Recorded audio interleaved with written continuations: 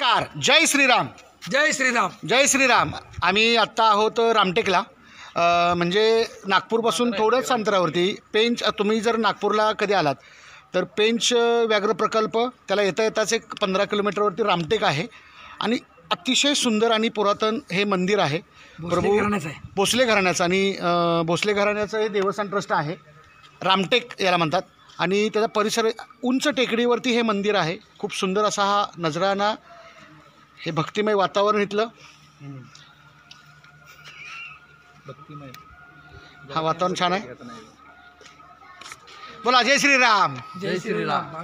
आणि महत्वाचं सांगायचं म्हणजे की बरं का, महत्वाचं म्हणजे की चाफळची जी राम मंदिर आहे सेम मला वाटतं की याच पद्धतीची प्रतिकृती चाफळमध्ये आहे. फक्त जर ते जास्त उंच आहे चाफळचं मंदिर आणि ते संगमरवरमध्ये, आणि हा इथला जरा थोडासा स्थानिक इथला लोकलचा दगड वापरून हे मंदिर बनवलेलं आहे. साधारणतः लोक म्हणतात की 600-750 वर्षापूर्वीचं मंदिर आहे. एक वेळ नक्की भेट द्या.